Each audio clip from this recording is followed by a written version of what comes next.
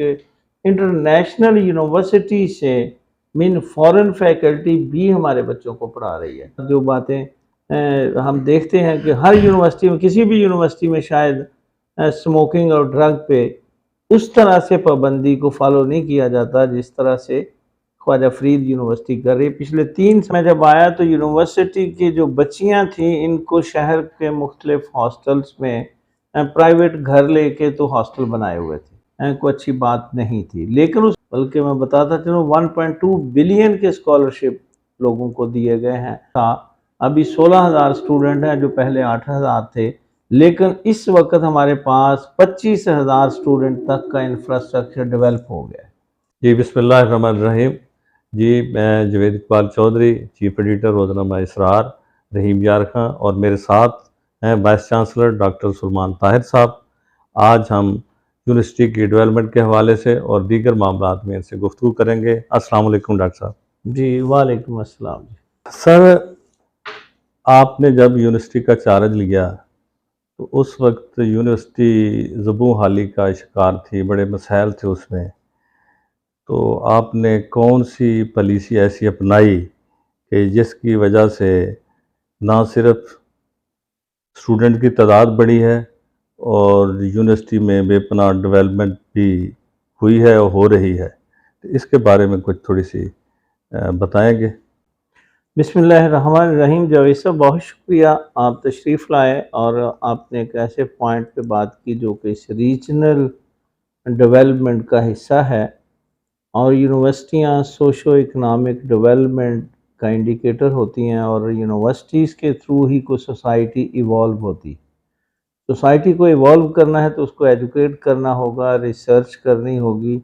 Research के लिए यूनिवर्सिटियों के पास पैसे होने ज़रूरी हैं, उनके लिए अच्छे माइंड होना ज़रूरी हैं, उसके लिए अच्छे प्रोफेसर्स का, रिसर्चर्स का और अच्छे स्टूडेंट्स का होना, और उसके साथ साथ सोसाइटी का की फ्रीक्वेंसी यूनिवर्सिटी के साथ मिलना बड़ा ज़रूरी है। ये बात ठीक है, जब मैंने चार्ज लिया तो यूनिवर्सिटी 600 से 800 मिलियन के डेफिसिट में थी।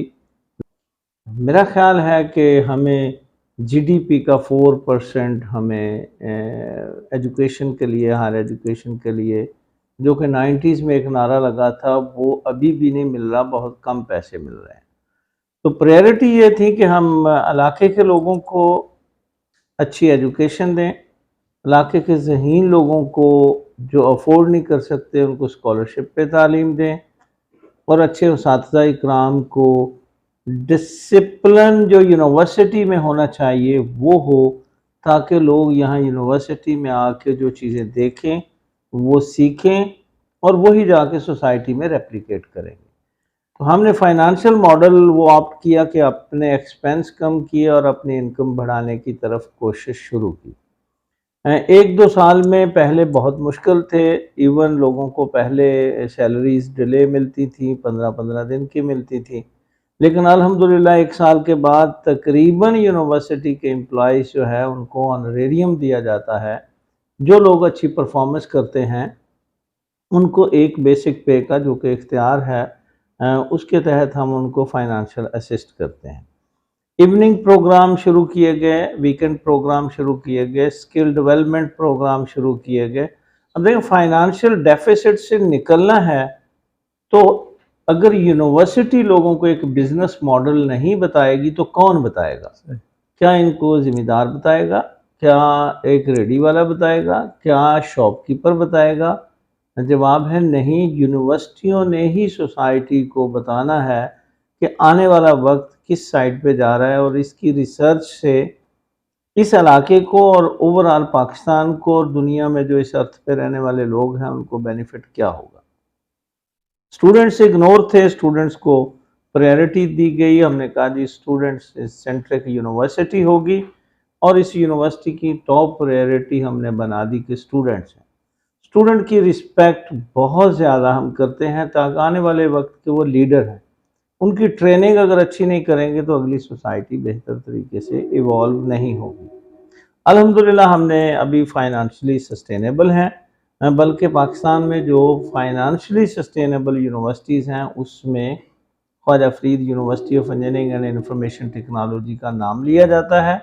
रैंकिंग्स में देखें, रिसर्च इंडिकेटर्स अगर देखें, तो वो चीज़ें आते ही मैंने अपनी टीम को तैयार किया, टीम की ट्रेनिंग की, टीम को बताया कि हमने कहाँ जाना है और उसकी प्रिपरेशन करके अल्हम्दुलिल्लाह अभी यूनिवर्सिटी का इंफ्रास्ट्रक्चर जो कि बहुत कम था, अभी 16,000 स्टूडेंट हैं जो पहले 8,000 थे, लेकिन इस वक्त हमारे पास 25,000 स्टूडेंट तक का इंफ्रास्ट्रक्चर डेवलप हो गया है। इसका मकसद है कि अगले साल हम 20 पे और इंशाल्लाह नेक्स्ट 25 पे पहुंचेंगे, ताकि उनको, उन बच्चों को जब आएँ तो वो सफ़र ना करें। तो अल्हम्दुलिल्लाह I am happy and I am satisfied कि मेरी टीम ने और हम सब ने मिलके, और बल्कि इस इलाके के लोगों ने, सब लोगों ने बड़ा सपोर्ट किया, और यहाँ जो बच्चे पढ़ने वाले हैं उनको, जो नीडी बच्चे हैं उनको स्कॉलरशिप मिल रहे हैं। बल्कि मैं बताता चलूँ 1.2 बिलियन के स्कॉलरशिप लोगों को दिए गए हैं, और इंशाल्लाह ये अभी अभी स्टार्ट है। आने वाले वक्त में ये अदारा GIKI और लम्स के स्टाइल पे काम करेगा और लोग यहाँ पे लेसन लर्न करने के लिए आएंगे। अभी अभी नियर फ्यूचर में हम यहाँ पे IT पार्क, जो कि कॉरपोरेट सेक्टर के साथ मिल के स्टार्ट करने को जा रहे हैं, जिसकी वजह से इस यूनिवर्सिटी में फाइनेंशियल फ्लो इतना होगा कि नॉलेज इकोनॉमी की जो बात की जाती है वो एक्चुअली यहाँ पे नज़र आएगी। जी। अच्छा डॉक्टर साहब, आपने जब चार्ज लिया उसके बाद आपने नए प्रोजेक्ट्स शुरू किए, डेवलपमेंट हुई है, इसमें आप बता सकते हैं कि कितने मिलियंस के फंड जो हैं अभी तक मिले हैं आपको, और कितने लग चुके हैं, जो कितने प्रोजेक्ट अब ज़ेरे प्रोसेस हैं? गवर्नमेंट से हमें 2 प्रोजेक्ट मिले थे, एक PC1 फ़ेज़ 2, जिसमें ये मैं बताता चलूँ कि मैं जब आया तो यूनिवर्सिटी की जो बच्चियाँ थीं इनको शहर के मुख्तलिफ हॉस्टल्स में प्राइवेट घर लेके तो हॉस्टल बनाए हुए थे, जो कि वो किसी भी तरह से यूनिवर्सिटी की ग्रूमिंग के लिए, जो बच्चे सीखने आते हैं उनके लिए कोई अच्छी बात नहीं थी। लेकिन उस वक़्त ज़रूरत थी, आई एप्रिशिएट कि वो चीज़ें वहाँ मैनेज हुईं। लेकिन बच्चियों को गली मोहल्लों में रख के वो ग्रूमिंग नहीं दी जा सकती जो यूनिवर्सिटी देनी चाहिए। तो मैंने आते ही फैसला किया कि हमें जो हॉस्टल्स की डेफिशिएंसी है कैंपस में, उसको पूरा करना है। ट्रांसपोर्ट बसेस जो थी रेंट पे चल रही थी, उनको उसमें इनकॉर्पोरेट करना था। तो मैंने आते ही PC1 फ़ेज़ 2 की अप्रूवल ली, दिसंबर में वो अप्रूव हुई। कुछ लोग कहते हैं जी पहले का वो प्रोजेक्ट अप्रूव था, बिल्कुल गलत बात है। वो उसकी अप्रूवल ही, मैं नवंबर में आया हूँ, दिसंबर में अप्रूवल हुई है। उससे ये जो यूनिवर्सिटी के जो बच्चे बच्चियाँ थे, उनको बाहर जो प्राइवेट हॉस्टल थे वहाँ से निकाल के हम यूनिवर्सिटी के अंदर इमीडिएटली ले आए।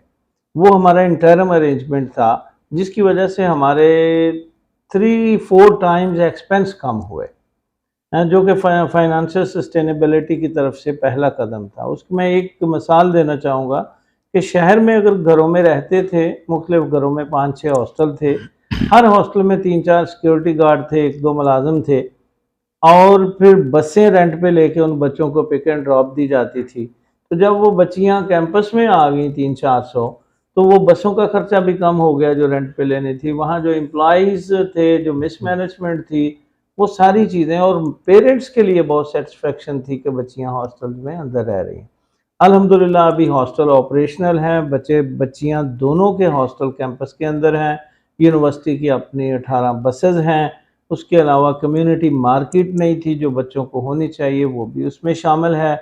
और बच्चों के लिए स्पेशली हमने ग्राउंड्स और स्पोर्ट्स की फैसिलिटी उसमें लॉन्च की है, जिसकी वजह से मोर और लेस इसको अगर डायरेक्टली मिलियंस में कहा जाए तो ये 1.9 बिलियन का प्रोजेक्ट था, जो कि आज अगर उस वक्त ना बनता तो आज 4 बिलियन का वो प्रोजेक्ट होना था। जी जी। हमने बिफोर टाइम, एक्चुअली वो प्रोजेक्ट मार्च में ख़त्म होना था, लेकिन हमने सितंबर में 6 महीने पहले वो प्रोजेक्ट कंप्लीट किया। और वो जो बच्चे बच्चियां उस हॉस्टल में रह रहे हैं, अगर वो बाहर रह रहे होते तो जो रेंट हमें देने पड़ते वो बहुत ज़्यादा थे। जो अब उससे इनकम आ रही हॉस्टलों से बिफोर टाइम कंप्लीशन से, वो मेरा ख्याल इस यूनिवर्सिटी को जो डेफिसिट में थे, जो लाइबिलिटी थी, वो कम करने में उसमें हेल्प की। सो ख्वाजा फरीद यूनिवर्सिटी हमारा घर है, हम अपने घर को अच्छा नहीं बनाएंगे तो लोग यहाँ इसकी मिसाल भी नहीं देंगे। सो हमने ये समझते हुए हर स्टूडेंट को, हर एम्प्लॉय को रिस्पॉन्सिबल किया और अल्हम्दुलिल्लाह वो इसको, अगर आप कैंपस में जाएं तो आपको ग्रीन, क्लीन, सस्टेनेबल कैंपस नज़र आएगा। और उसके साथ साथ जो बातें हम देखते हैं कि हर यूनिवर्सिटी में, किसी भी यूनिवर्सिटी में शायद स्मोकिंग और ड्रग पे उस तरह से पाबंदी को फॉलो नहीं किया जाता जिस तरह से ख्वाजा फरीद यूनिवर्सिटी कर रही है। पिछले 3 साल से ये campus no smoke no drug declared है।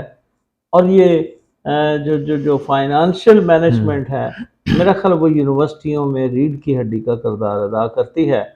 मैं इसको इस तरह से कहता हूँ कि अगर कोई स्टूडेंट यहाँ आता है, कुछ सीखने के लिए आता है, अगर यूनिवर्सिटी का अपना सिस्टम ठीक नहीं है, यूनिवर्सिटी सस्टेनेबल नहीं है, यूनिवर्सिटी उनको फैसिलिटेट नहीं कर रही, तो इसका मकसद वो बच्चों को क्या सिखलाएंगे। लोग तो यहाँ नॉलेज इकोनॉमी सीखने आते हैं, यहाँ बिजनेस सीखने आते हैं, यहाँ इंजीनियरिंग सीखने आते हैं। तो यूनिवर्सिटियों में बेहंगम किस्म के जो अगर चीज़ें हैं वो कम कर दी जाएं तो जो आने वाली नस्ल है, जिस तरह यूके यूएस में लोगों ने तरक्की की, तो वो यूनिवर्सिटियों से तरक्की हुई है, वो किसी मोहल्ले से या गली से नहीं निकली। उस प्रोग्रेस को अगर देखा जाए तो वो यूनिवर्सिटियों ने इनोवेट किया है। सो इनोवेशन एंड एंटरप्रेन्योरशिप जो आती है वो यूनिवर्सिटियों से आती है और ख्वाजा फरीद यूनिवर्सिटी अपना रोल अदा कर रही है। साउथ पंजाब में आने वाले वक्त में, ये मैं आपको बिफोर टाइम, ये जो यूनिवर्सिटी हमने जिस तरह का एक एनवायरनमेंट बना दिया है, हमारी यूनिवर्सिटी के स्टूडेंट्स पूरे पाकिस्तान में, पूरी दुनिया में अपने इनोवेशन प्रोसेस और एंटरप्रेन्योरशिप से इंशाअल्लाह ताला अपनी इकोनॉमी को बेहतर करेंगे, मुल्क का नाम रोशन करेंगे। अच्छा डॉक्टर साहब, आपने नेशनल और इंटरनेशनल कॉन्फ्रेंसेस का इनकार किया और कितनी कॉन्फ्रेंसेस हुई हैं और आप समझते हैं कि उन कॉन्फ्रेंस से स्टूडेंट कितना कुछ उनको सीखने को मिला? बहुत ही अच्छा सवाल है। एक्चुअली जैसे मैंने कहा कि सोसाइटी को इवॉल्व करना है तो स्टूडेंट्स को हमने ट्रेन करना है। स्टूडेंट्स के हमने 350 प्लस सेमिनार्स, कॉन्फ्रेंसेस करवाई हैं, 14 प्लस इंटरनेशनल कॉन्फ्रेंसेस हैं, जबकि स्टूडेंट्स के लिए हमने 350 प्लस सेमिनार्स, ट्रेनिंग, वर्कशॉप्स की हैं। एक्चुअली स्टूडेंट्स को इंटरनेशनलाइज करना बहुत बड़ा काम है। स्टूडेंट को इंडस्ट्रियल अवेयरनेस देना, उनकी लिंकेज करना, दैट्स वेरी मच इम्पॉर्टेंट। हमने उस कॉर्नर को एड्रेस किया, बल्कि industrial linkage and experiential linkage, जो कि लोग नहीं करते। जो एक्सपीरियंस आदमी कहीं से भी हमें मिलता है, हम उससे बेनिफिट लेते हैं और हमारी कोशिश होती है कि इंटरनेशनल यूनिवर्सिटी से मीन फॉरेन फैकल्टी भी हमारे बच्चों को पढ़ा रही है। जब वो पढ़ाते हैं तो उनका नॉलेज, उनका स्टाइल, उनका स्टूडेंट्स का उनके साथ इंटरेक्शन, मेरे पास डेटा एग्जैक्ट नहीं है, लेकिन मेरा ख्याल 50 प्लस फॉरेन प्रोफेसर यूनिवर्सिटी में ऑनलाइन पढ़ाते हैं। उसकी वजह से मेरे स्टूडेंट्स की जो लर्निंग आउटकम है वो बहुत बेहतर हो रही है। उस लर्निंग आउटकम से यहाँ के बच्चों को बाहर एडमिशन लेने में, बाहर स्कॉलरशिप लेने में आसानी पैदा होती है। और अल्हम्दुलिल्लाह ख्वाजा फरीद यूनिवर्सिटी के बच्चे अभी किसी इस्लामाबाद या लाहौर या कराची की यूनिवर्सिटी से पीछे नहीं है। मैं बड़े वसूख से कह सकता हूँ कि हमारे बच्चे उनसे बेहतर हैं। इसलिए कि अभी पिछले दिनों पूरे पंजाब की यूनिवर्सिटियों के इनोवेशन के कंपटीशन हुए। उस कंपटीशन में हमारे बच्चों ने 3 फर्स्ट पोजीशन ली। 6 एरियाज में कंपटीशन थे या 7 में, और 3 हमारे बच्चों ने फर्स्ट पोजीशन ली। इसका मकसद है कि हमारे बच्चे, स्टूडेंट्स आर मोर इनोवेटिव, मोर एंटरप्रेन्योरिंग। उनके प्रोजेक्ट्स ने अपनी जगह बनाई और वहाँ उन्होंने ऐलान किया कि ख्वाजा फरीद यूनिवर्सिटी, अभी बल्कि पिछले दिनों पूरे पाकिस्तान के वाइस चांसलर्स की मीटिंग थी, चेयरमैन HEC डॉक्टर मुख्तार साहब भी अवेलेबल थे और प्राइवेट यूनिवर्सिटी एसोसिएशन के सदर भी थे। तो उनका कहना था, अब्दुर्रहमान साहब थे, डॉक्टर समैरा रहमान थी, कि जो ख्वाजा फरीद यूनिवर्सिटी अगर लिमिटेड रिसोर्सेज से निकल के, तो देखें जैसे हम पुराने ज़माने में सुनते फलां बंदे ने ये लिमिटेड रिसोर्सेज से बिजनेस शुरू किया, वो आज मिलियनर है, बिलियनर है। तो अगर यूनिवर्सिटी लोगों को ये नहीं सिखला सकती कि गुर्बत से कैसे निकलना है, अगर वो नहीं सिखला सकती कि टेक्नोलॉजी के इस्तेमाल से आपने बाकी सोसाइटी को बेहतर कैसे करना है, अगर यूनिवर्सिटी से निकलने वाला स्टूडेंट ये नहीं समझता कि मैं दूसरी चीज़ों को इम्प्रूव कैसे करना है, तो उनकी डिग्रियों का फ़ायदा नहीं है। और दैट्स वाई हमने south Punjab skill development institute कायम किया। डिग्री थ्योरेटिकल नॉलेज जो है वो इतना इम्पोर्टेंट नहीं है जितना टेक्निकल नॉलेज इम्पोर्टेंट है। टेक्निकल नॉलेज को इम्प्रूव करने के लिए, बेहतर करने के लिए हमने स्किल डेवलपमेंट इंस्टीट्यूट कायम किया। उसमें 46 प्रोग्राम ऐसे हैं जो 3 महीने 6 महीने के हैं। बच्चे हमारे जो हैं वो रेगुलरली उनको सीखते हैं, वीकेंड पे सीखते हैं। वीकेंड पे सीखने का मकसद कि नॉर्मल उनकी एजुकेशन भी इफेक्ट ना हो। और पूरे यूरोप में या यूएस में जो बच्चे हैं यूनिवर्सिटी के साथ अपनी मेहनत करके साथ साथ वो एक्सपीरियंस गेन कर रहे होते हैं। तो साउथ पंजाब में रहते हुए हमने बच्चों को कॉन्सेप्ट दिया कि आपने लोगों से मांगना नहीं है। मीन हमारे पास कोई स्टूडेंट नीडी है, हम देखते हैं कि उसका कोई सोर्स नहीं था, हम उसको कहते हैं कि we provide you the paid internship, कि उसको ये ना लगे कि मुझे मुफ्त में किसी ने हेल्प किया है। हम उससे कुछ छोटा सा काम लेते हैं यूनिवर्सिटी में और उसको अकोमोडेट करते हैं। तो सो हमें इंटेग्रिटी वाली नेशन भी प्रोड्यूस करनी है। और इंशाल्लाह ताला आप लोगों के ताअवुन से और हम सब मिल के, ये मेरी अकेले की जिम्मेदारी नहीं है, हम सब मिल के रहीम यार खां में एक ऐसा इंस्टीट्यूशन कायम करेंगे कि जो कि दूसरे सूबों से लेकर पंजाब से, दूसरे ममालिक से, अभी हम इंटरनेशनल स्टूडेंट को भी इनवाइट कर रहे हैं अफ्रीकन कंट्री से। तो इंशाल्लाह वो दिन दूर नहीं है कि जब रहीम यार खां में दूसरे ममालिक के स्टूडेंट भी आपको मार्केट में चलते फिरते नज़र आएंगे। अभी हम उनके लिए फ़ॉरेन फैकल्टी हॉस्टल बनाने जा रहे हैं और इंशाल्लाह ताला मैं जाने से पहले सितंबर वाले इनटेक में इंटरनेशनल स्टूडेंट्स भी इस यूनिवर्सिटी में आएंगे। अच्छा सर, जैसे आपने बताया कि यूनिवर्सिटियाँ कम्युनिटी को फैसिलिटेट करती हैं, ऐसे प्रोग्राम लॉन्च करती हैं जिससे आवाम को फ़ायदा हो, क्योंकि एनर्जी बहरान है मुल्क में ओवरऑल। यूनिवर्सिटी ने इसके लिए कोई अपना प्रोजेक्ट शुरू किया है? बहुत शुक्रिया जी, क्योंकि मेरी फील्ड एनर्जी एंड एनवायरनमेंट के भी रेलिवेंट। बहुत पहले मेरी एक बुक भी है और उसमें कोल वाटर स्लरी, ये जो थर का प्रोजेक्ट लगे हैं, उस पर मेरा प्रोजेक्ट बैक 2011-12 मेरा ख्याल ये 13 में था। और उस प्रोजेक्ट का मकसद था कि एनर्जी पाकिस्तान की जो है पाकिस्तानी कोल से बनाई जाए। आइडिया ये था कि कोल को माइन करने की बजाय, निकालने के बजाय, वहाँ से उसको ग्राइंड करके कोल वाटर स्लरी बन जाएगी। वाटर उसमें पहले है, जी। ड्राइंग की ज़रूरत नहीं है, तो डायरेक्टली बॉयलर्स में उसकी कंबशन करके एनर्जी बनाई जा सकती है। सो एक तो वो इंडिपेंडेंट मेरा अपना आइडिया था और उसी बेस पे कुछ ना कुछ थार में अभी आजकल डेवलपमेंट्स हो भी गई हैं। रहेगी बात सोलर, तो अल्लाह ताला ने आपको दिया हुआ है, सारे अफ्रीका को दिया हुआ है। तो सोलर एनर्जी का यूज़ हम 1.2 मेगावाट का हमारे पास उसका लगा हुआ है सोर्स, और वो हमारी अपनी रिसोर्सेज से हमने उसको इंस्टॉल किया है। अब इससे यूनिवर्सिटी का जो बिल है ओवरऑल कम हो जाएगा और हम नेशनल नेटवर्क से जो डिमांड थी एनर्जी की वो भी कम हो जाएगी। और मेरा ख्याल सोलर पाकिस्तान को, गवर्नमेंट ऑफ पाकिस्तान और पंजाब को चाहिए कि सोलर मैन्युफैक्चरिंग, जो मैन्युफैक्चरर हैं उनको पाकिस्तान में लाया जाए। दो काम, अगर आईटी की मैन्युफैक्चरिंग, चिप मैन्युफैक्चरिंग और मोबाइल का और उसके साथ लैपटॉप का, आने वाला वक्त आईटी का है और सोलर का है, सस्टेनेबल एनर्जी का है। तो उसके साथ अगर हर घर ये सोचे कि मैंने अपने जो डिमांड है खुद पूरी करनी है, तो वो एक तो जब उसकी तरफ जाएगा तो इंस्टॉलेशन कम करेगा, अपनी नीड भी कम करेगा। तो मेरा ख्याल है कि पाकिस्तान में हमने अपने घरों में मूविंग सेंसर्स लगाने चाहिए। मुझे याद है कि 1998 में इब्राहिम फाइबर में थे, तो वहाँ स्ट्रीट लाइट से लेकर कॉरिडोर्स में मूविंग सेंसर लगे थे। डिमांड ये थी कि एनर्जी की एक नया प्लांट की ज़रूरत पड़ रही थी। उन्होंने इंसेंटिव दिया कि हर बंदा अपनी एनर्जी कम करे, तो उससे ऑप्टिमाइज़ करके 1 मेगावाट की गुंजाइश निकाल ली गई। तो मेरा ख्याल हम यूज़ भी हंगम करते हैं और बेदर्दी से हम इलेक्ट्रिसिटी का, that's very prime source of energy, ये जो इलेक्ट्रिसिटी है। कोल से बनती है, उसकी पोल्यूशन आती है, तो हमने अगर सोलर एनर्जी पे जाते हैं तो वो बेस्ट ऑप्शन है रहीम यार खां के लिए, तो बहुत अच्छी है।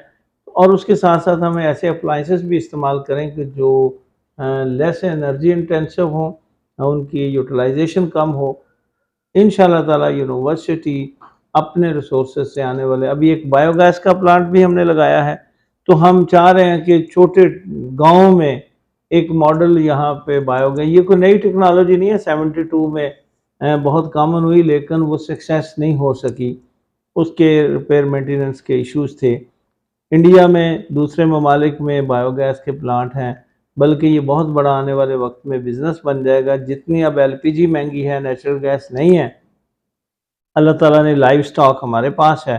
बायोगैस का प्लांट लगा के अगर हम उनके सिलेंडर में फिलिंग करके वो एक बिज़नेस, तो मैं कम्युनिटी को कहूँगा कि रूरल एरिया में और बल्कि एक सेंट्रल प्लांट भी लगाया जा सकता है।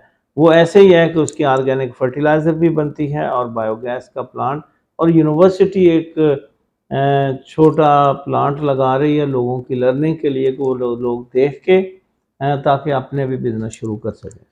जी डॉक्टर साहब, लास्ट क्वेश्चन है कि जिस तरह ख्वाजा फरीद यूनिवर्सिटी ने ग्रीन मैट्रिक में पाकिस्तान भर में ये रैंकिंग में फर्स्ट पोजीशन पे है, और इंटरनेशनल रैंकिंग में भी यूनिवर्सिटी का नाम जो है वो भी एक नुमाया नज़र आ रहा है। ये हमारी खुशकिस्मती है, ज़िला रहीम यार खां के अवाम की खुशकिस्मती है कि ख्वाजा फरीद यूनिवर्सिटी ने एक इंटरनेशनल दुनिया में भी नाम, जहाँ लोगों रहीम यार खां को जानते नहीं हैं, अब ख्वाजा फरीद यूनिवर्सिटी के हवाले से जब ये रैंकिंग में है तो सारी दुनिया को पता चल गया कि रहीम यार खां में यूनिवर्सिटी है। तो ये कौन सी पॉलिसियाँ ऐसी आपने अपनाई हैं, कौन सी आपने एफर्ट्स की है?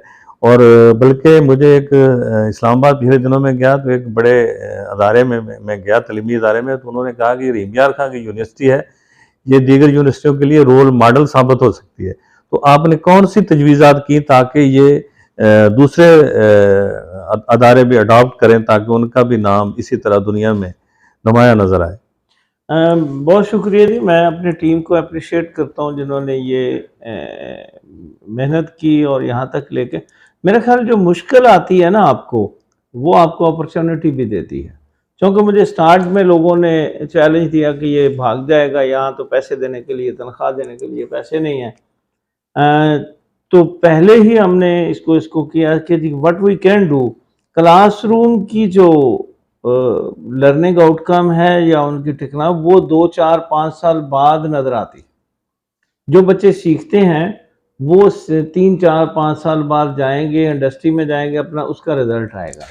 तो ये एनवायरनमेंट फ्रेंडली जो सराउंडिंग है, ये इमीडिएटली आपको एक जी। पॉजिटिव मैसेज देती है। तो देखें जी, हर यूनिवर्सिटी में, हर गवर्नमेंट के इदारे में माली मौजूद हैं, स्वीपिंग एरिया वो स्वीपर्स मौजूद हैं, उनसे एफिशिएंटली काम नहीं लिया जाता। और गवर्नमेंट का भी नारा था कि ग्रीन एंड क्लीन पाकिस्तान, मेरा ख्याल है हमने उस गवर्नमेंट के उस नारे पे इम्प्लीमेंटेशन की है। मेरा ख्याल गवर्नमेंट इंस्टीट्यूशन को इस पे अमल करना चाहिए कि अगर कोई गवर्नमेंट पॉलिसी बनाती है तो उस पर अमल किया जाए। तो मेरा ख्याल हमने बच्चों को साथ लिया है, स्टूडेंट्स को रियलाइज़ करवाया है, उनको स्टेक होल्डर्स को बताया है। अब देखें जी, अगर 16,000 स्टूडेंट रैपर फेंकेंगे तो जितने मर्जी हम स्वीपर रख लें, हम सफाई नहीं कर सकते। अगर हम उनको रिस्पॉन्सिबल बना देते हैं, उनको कहते हैं कि हर स्टूडेंट पौधा लगाए, पौधों का ख्याल करे, तो मेरा ख्याल है कि हमारी जो टीम है जिन्होंने इस को फॉलो किया, और ये ग्रीन मैट्रिक रैंकिंग का मकसद भी यही है कि एनवायरनमेंट फ्रेंडली जो सराउंडिंग है वो लोगों के इनोवेशन प्रोसेस को एक्साइट करती है, वो इम्प्रूव करती है। जब आप एक अच्छी एनवायरनमेंट में हैं तो आपका इंजीनियरिंग एप्टीट्यूड बेहतर होना शुरू हो जाता है, आपकी पर्सनैलिटी में बहुत सी चीज़ें बेहतरी की तरफ जाती हैं। ये स्टूडेंट जो चीज़ें देखेंगे, ये कल को अपने अपने यहाँ जाएंगे, ये चीज़ें बनाने की कोशिश करेंगे। हमारे पास मेहमान तकरीबन 25 plus vice chancellor Khwaja Farid university में 3 सालों में तशरीफ़ ला चुके हैं। एंड दिस मीन्स दैट उन लोगों को, और वो सारे लोग अप्रिशिएट करते हैं कि ख्वाजा फरीद यूनिवर्सिटी ने बहुत फास्ट ट्रैक में ग्रोथ की है।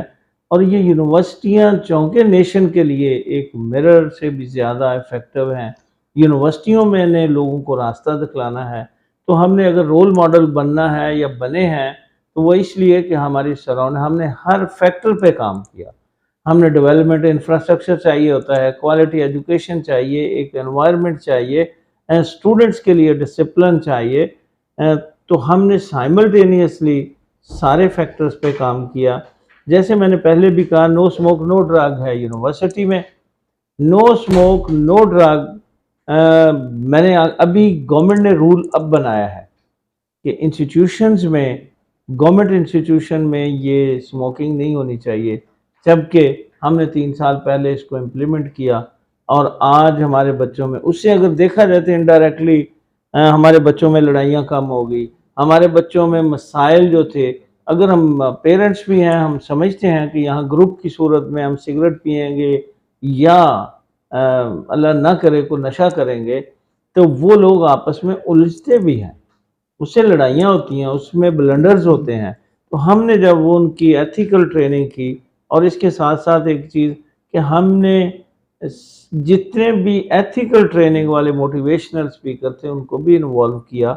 तो यूनिवर्सिटी को हर कॉर्नर में, सिर्फ ग्रीन मैट्रिक में नहीं, रिसर्च इंडिकेटर हमारे बेहतर हुए। हमारे टीचर्स ने 150 प्लस बुक्स लिखी हैं, बुक्स चैप्टर लिखे हैं, 20 प्लस बुक्स हैं।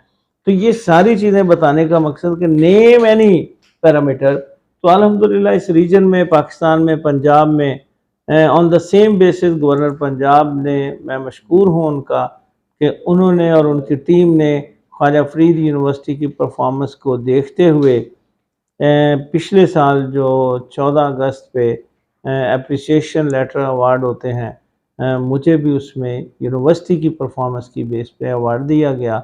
और भी यूनिवर्सिटी के डिफरेंट लेवल पे जब कंपटीशन होते हैं तो यूनिवर्सिटी ग्रो कर रही है। तो मेरा ख्याल ये हम सब का घर है। हमें पहले हम मदरसों को डेवलप करते थे नेशन बनाने के लिए, आज हमें यूनिवर्सिटियां बनानी हैं।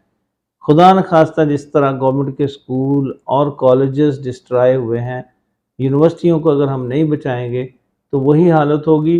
तो कारपोरेट वालों के पास इतनी गुंजाइश नहीं है कि वो रिसर्च कल्चर में पाकिस्तान को उस तरह से कंट्रीब्यूट कर सकें, क्योंकि कारपोरेट का बिजनेस मॉडल है। रिसर्च में कभी कभी पैसे बचते हैं, बल्कि ज़्यादा लगाने पड़ते हैं। तो मेरा ख्याल है कि यूनिवर्सिटी ने रिसर्च कल्चर भी प्रोड्यूस किया है, और हम मशकूर हैं HEC के भी और हायर अथॉरिटीज़ के कि उन्होंने पिछले साल जो NRPU दिए, उसमें ख्वाजा फरीद यूनिवर्सिटी में 400 मिलियन प्लस की रिसर्च ग्रांट्स अचीव की हैं। इंशाल्लाह ताला आप लोगों के साथ मिलके, कम्युनिटी के साथ मिलके, हमारे स्टूडेंट्स भी में एक चीज़ हम ऐड कर रहे हैं कि कम्युनिटी सर्विसेज को प्रेफरेंस दी जाए। कम्युनिटी सर्विसेज मीन इन्होंने जाके सोसाइटी को सर्व करना है। तो 2-3 चीज़ें मैं शॉर्टली बता देता हूँ। पिछले रमज़ान में हमने दस्तरखान लगाया, वो रहीम यार खां का बेस्ट दस्तरखान था। रोज़ाना 300-400 लोगों को वहाँ अफ्तारी करवाई जाती थी। अभी फ्लड इफेक्टेड एरिया में सिर्फ राशन नहीं भिजवाया, वहाँ की हमने मेडिकल भी लोगों को सपोर्ट दी है, बल्कि रिहेबिलिटेशन में हम स्किल डेवलपमेंट उनको दे रहे हैं। थर में पानी नहीं था तो वहाँ जानवरों से लेकर इंसानों तक मेरे स्टूडेंट्स वहाँ पानी भिजवा के आए हैं।